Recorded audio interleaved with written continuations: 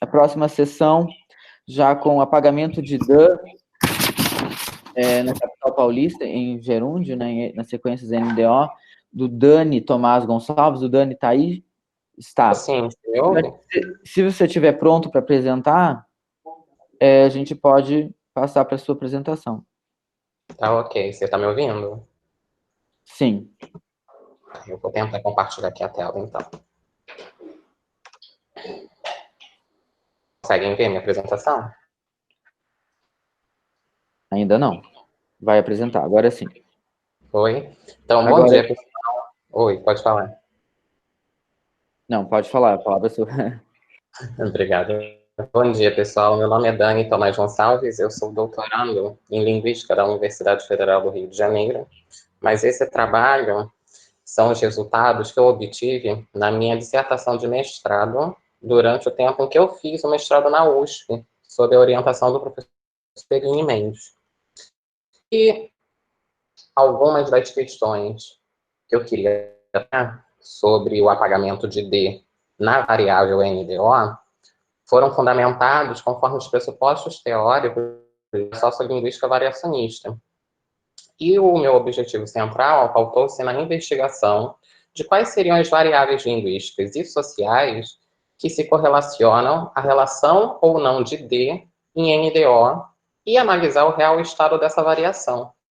Estaria numa direção de variável ou mudança em progresso. Então, para isso, eu avaliei a partir de uma amostra de fala, né, constituída por Mendes e Oshiro 2012 e 2010, a partir das 60 entrevistas orais, que são estratificadas em sexo, gênero, escolaridade e faixa etária, e tinha hipóteses gerais de que homens mais jovens e menos escolarizados seriam os preditores desse apagamento de D. Quais foram meus primeiros passos, né? As análises descritivas. Eu fui verificar quais seriam os tipos de palavras com NDO que existiam dentro da minha amostra e de que forma dar apagamento ou não apagamento desse D. Então, consegui um total de 6.586 palavras com NDO, em que 17,9% delas tinham um D apagado, totalizando 1.164 ocorrências da não realização do D em NDO. Quando fomos classificados a partir de classe morfológica, nós encontramos adjetivos, numerais, substantivos, verbos no presente, conjunções e verbos no gerúndio. Desta forma, podemos verificar que, em adjetivos, numeral e substantivos, não houve nenhum caso de apagamento. Para os verbos no presente, foi uma ocorrência do verbo mandar, né, mando, teve um único caso de apagamento. Para as conjunções, tivemos 93 casos de apagamento nas conjunções quando, né, mais de um total de 1.557 ocorrências de quando, e o maior número, né, foram nos verbos no gerúndio. Como os exemplos da estratificação dos dados, nós temos os adjetivos foram encontrados ocorrências de lindo, vagabundo, numeral, somente a palavra segundo, verbos no mando, mas teve algumas ocorrências que, para quem tiver mais interesse, pode verificar a minha dissertação, né? E eu deixo nas referências. As conjunções, tivemos somente 2 tipos de conjunções com NDO, quando e segundo, mas não caso de apagamento para segundo. Os verbos no gerúndio, né? Andando, comendo e indo. Quais foram as minhas variáveis de análise? Eu gostaria de deixar bem claro que algumas vão ser analisadas nessa apresentação, mas outras estão na minha apresentação incluída. Eu não tenho revisitado desde então, desde 2018. E alguns comentários foram feitos sobre coisas que eu poderia tratar na apresentação. Então, algumas dessas variáveis que estou tratando hoje aqui foram tratadas durante o meu estudo de mestrado. Então, muitas delas vocês não vão ver as análises, porque elas não foram, não mostraram resultado significativo. Mas temos entre as variáveis sociais, sexo, gênero, faixa etária, que inclusive estratificaram a amostra, e tínhamos outros níveis: região, a origem das pessoas, a origem dos pais, mobilidade, classe social e o índice socioeconômico. Esse índice socioeconômico ele foi proposto por Oshiro, na tese dela de 2015, e é uma variável composta a partir de o nível de escolaridade do entrevistado, a ocupação do entrevistado, a renda familiar do bairro de residência e a média dos índices de escolaridade e ocupação dos pais do imigrante. E esse índice variava de 1 a 5.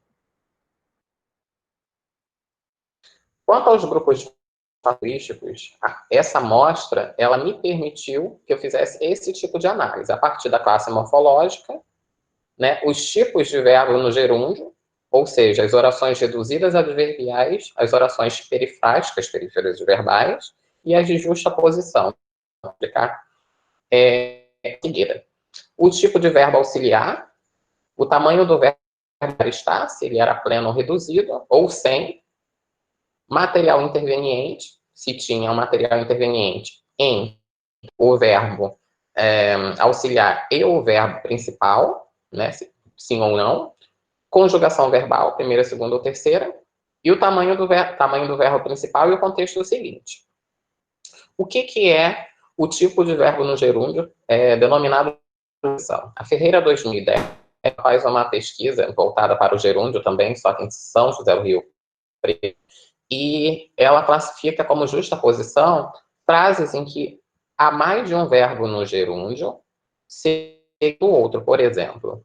E eu não ia ter que me preocupar com dinheiro. Então, eu podia ficar 2 anos pesquisando, escrevendo, ficar repetindo, repetindo, repetindo.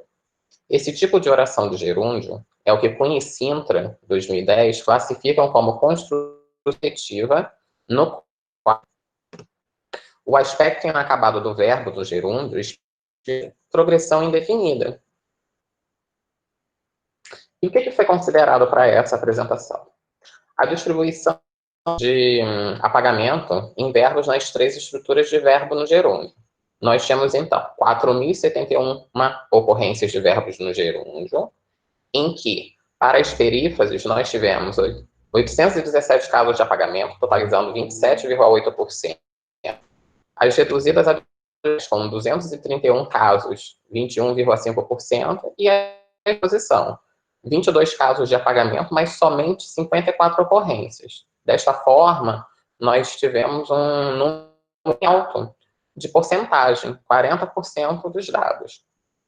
Porém, eu vou falar somente dos verbos no gerúndio, em perífrases e orações reduzidas adverbiais, já que as ocorrências de justaposição, elas não foram encontradas com um número balanceado, foram poucas entrevistas, de forma, haveriam muitas lacunas. Então, para uma análise quantitativa do tipo de regressão logística, elas não seriam muito bem avaliadas. Então, eu preferi fazer uma análise qualitativa na minha dissertação e não trabalhar com elas de forma quantitativa. Então, para isso, eu vou me ater somente às reduzidas adverbiais, que totalizam 1.017 dados.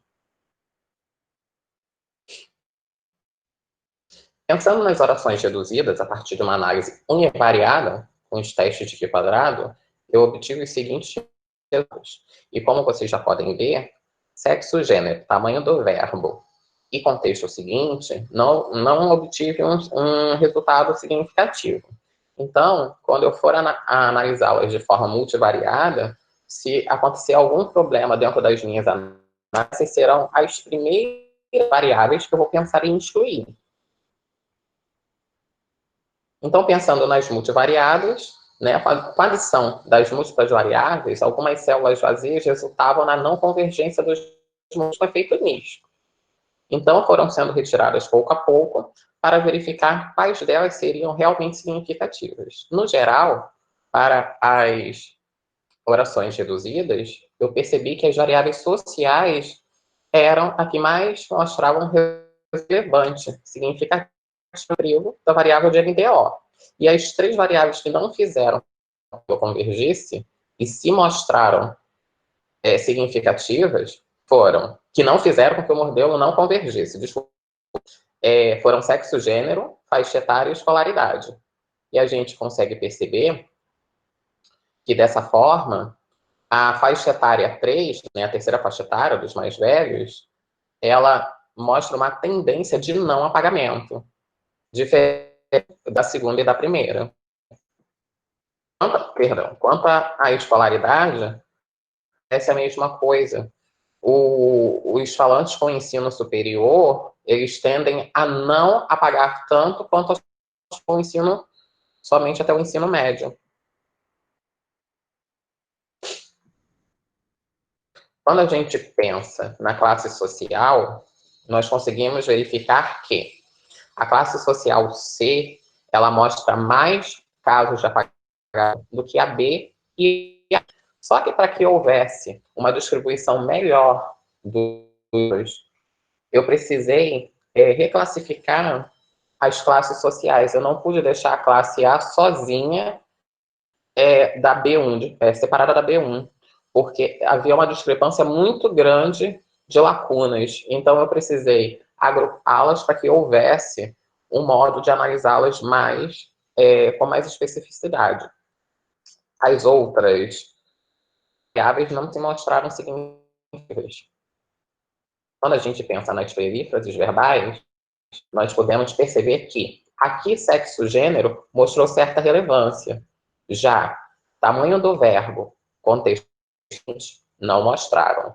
Conjugação verbal aqui também mostrou certa relevância, uma coisa que não mostrou nas orações reduzidas.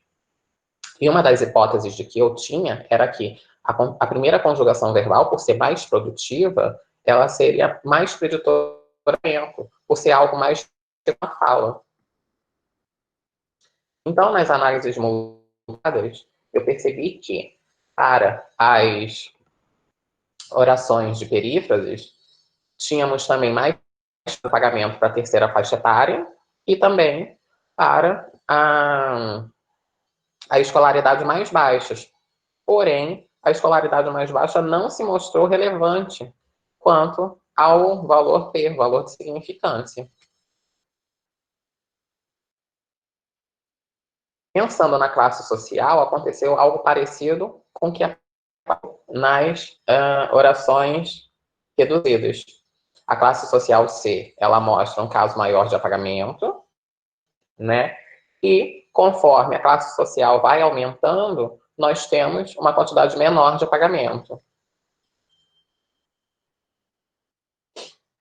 Para o caso de sexo, gênero e conjugação, a gente percebe que o mesmo que foi dito na hipótese de que verbos de primeira conjugação seriam um preditor do é mostrado aqui da mesma forma, de que a primeira conjugação é a que mais apaga e a terceira, de certa forma, menos produtiva, é a que menos apaga.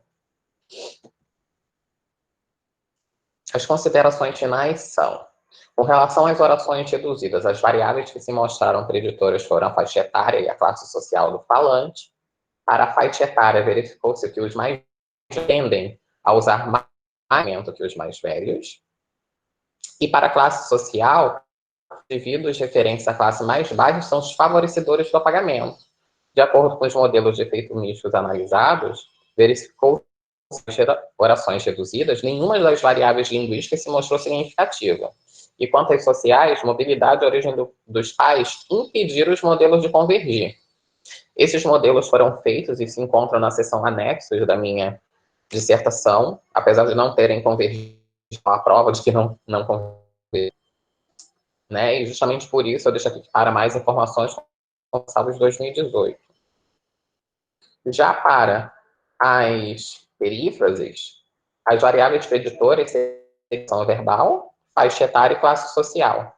Quanto à conjugação verbal, verificou-se que os verbos de primeira conjugação, terminados em AR, favorecem as realizações de apagamento na fala dos paulistanos.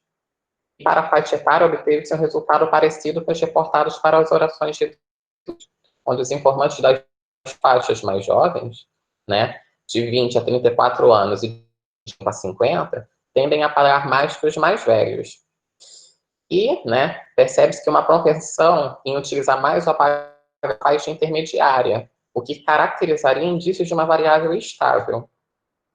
Por último, a variável classe social nos mostrou ser significativa estatisticamente após a recategorização dos seus fatores. Com os resultados obtidos, verificou-se que os falantes da classe mais, a combinação das classes A e B, tendem a pronunciar mais o D nos verbos de gerúndio que os falantes das classes mais baixas. Esses, por fim, favorecem o apagamento. Na junção das classes A e B1, houve, enfim, né, um número mais alto. Porém, foi o que fez com que os nossos modelos pudessem ser analisados de forma estatística. Essas são as minhas diferenças. E obrigado. Obrigado, Dani. Parabéns pelo trabalho. Se alguém quiser, então, abrir o microfone, não temos nenhuma pergunta registrada, mas alguém pode fazer. Ou temos já? Ah, temos. Eu vou passar, então, para Elisa Batista, eu acredito. Elisa, se você quiser abrir, você pode. E da Lívia eu tiro também depois, na sequência. Pois é, eu vi que tem uma pergunta da Lívia, eu ainda estava redigindo. Demora tá. escrever as perguntas, desculpa. Então, quem sabe a gente passa a pergunta para ela e depois eu faço. Lívia e depois você faz. Uhum. Oi, faço eu a pergunta, então? Isso, pode fazer, Lívia. Oi, então, bom dia a todo mundo, bom dia, Dani, muito bom te ver aqui, né, nesse evento, e parabéns também para a organização, deixar aqui registrado. Dani, bom, eu conheço seu trabalho, né, acompanhei na USP, participei da banca também, mas acho que sempre tem mais coisa, né, para a gente conversar. Primeiro, eu não lembro realmente, né, da sua análise, se você chegou a testar se existe realmente uma independência entre escolaridade e classe social, que são duas coisas que a gente sabe que andam juntas, né, na população brasileira, mas, se eu não me engano, existe sim. Até estou tentando lembrar da minha tese, que eu também analisei escolaridade e classe social conjuntamente. Mas eu achei, então, super interessante que você verificou essa correlação com classe social, mas não com a escolaridade. Então, nisso, eu queria te ouvir um pouco a respeito disso, né? Como a gente pode explicar o fato de que tem correlação com classe social e não com escolaridade, mas também já chamar a atenção, né? Porque na sociolinguística brasileira, de um modo geral, a gente não tem trabalhado com classe social, escolaridade é uma variável que tem uma preponderância muito maior, mas são poucos os grupos de pesquisa que têm trabalhado com classe social. Da Elisa é um deles, o pessoal, né, da USP, o Corpus do São Paulo 2010, com aquela proposta que é bastante incipiente, né, que você mostrou, mas que eu acho que pode ser muito mais aprimorada. Então, já gostaria de chamar a atenção para esse ponto, né? A gente não tem olhado para a classe social, e talvez com o aumento dos níveis de escolaridade médio no Brasil, a gente tem que começar a pensar a classe social de forma mais sistemática, né? E uma proposta de classe social para a realidade brasileira e para comunidades específicas brasileiras, né? E já deixo uma sugestão também, achei interessante a correlação com faixa etária, mas não sei se você chegou a verificar se há interação entre classe social e faixa etária. Estou fazendo esse comentário porque, para os dados de R-Encoda, em São Paulo, a gente verificou que tem uma interação e que as jovens de classes sociais diferentes estão andando em direções diferentes, né? Então, enquanto os jovens de classe social mais alta têm favorecido o TEP, mas num caso de variação estável, mas parece que tem, não, na verdade tem um favorecimento bastante grande para porta, caderno, enquanto os jovens de periferia de classe mais baixa têm usado cada vez mais porta-caderno, né, o retroflexo. Então, estou me perguntando se poderia haver alguma coisa parecida com o MDO, né, porque me surpreende, né, ter essa correlação com faixa etária, mas a gente vê uma cisão grande, né, na sociedade paulistana, na comunidade paulistana. Então, é uma sugestão, mas se você tiver alguma intuição nesse sentido, também gostaria de ouvir. É isso, obrigada por sua apresentação. Nada. Eu lembro que quando eu fiz essas análises, a gente buscou, eu e o Ronald, algumas correlações, né? Essas interações. E nenhuma delas mostrou um significado com valor de P significativo. Então, como os dados eram bem desequilibrados quanto ao apagamento, porque quando eu analiso de forma univariada, só com os testes de Q², eu não mostrei para a apresentação não ficar muito grande. E acabaria ficando muito grande, já passei dos 15 slides. Mas tinha realmente essa questão dos jovens de periferia, eles apagarem mais que os jovens que não eram de periferia, mas nos dados com relação aos modelos de análise de mista, não houve interação nenhuma. Nem com faixa etária. Qual foi a última que perguntou? Era faixa etária com escolaridade? Faixa etária com escolaridade ou com classe social, né? Mas parece que tem os jovens de periferia, né, parece que tem formado uma variedade, né, que tem traços do chamado português rural, né, ou caipira, né, então o R retroflexo é um dele, e esse apagamento do D no NDO também é um traço normalmente associado à fala caipira, né, mas que eles têm sido ressignificados, ao que parece, né, na fala urbana de periferia. Então, por isso que suspeitaria talvez interessante. A pergunta era sobre classe social na sociolinguística brasileira. Sim. Acho que obrigado, então, Lívia, Oshiro, e obrigado, Dani. Elisa, se você quiser fazer sua pergunta, então. Oi, Dani, parabéns pela apresentação. Obrigado. A minha pergunta para ti tem a ver com os dados, a extração dos dados e uma variável que talvez fosse interessante controlar, né? Eu não sei se tu chegaste a controlar a posição na frase em que a forma com o NDO ocupava. Deixa eu explicar por quê. Porque me parece que, por exemplo, uma forma como fazendo, em posições diferentes na frase, em locuções ou em posição final absoluta, por exemplo, ele está fazendo isso e aquilo, ou num final de frase, sim, ele está fazendo. Esse mesmo fazendo nessas diferentes posições pode ser afetado prosodicamente e, assim sendo, fica mais ou menos sujeito ao apagamento do DAN, né, do segmento que te interessa. Então, talvez fosse uma sugestão que eu poderia te dar, em função da tua presença aqui, nesse evento de fonética e fonologia, né, é uma pergunta com uma sugestão, porque eu acho que pode fazer diferença. Inclusive, pensando, fazendo isso e aquilo, a gente tem ali uma combinação de elementos em termos de constituintes prosódicos, que pode facilitar ou levar a maiores ou menores proporções de apagamento desse segmento que te interessa.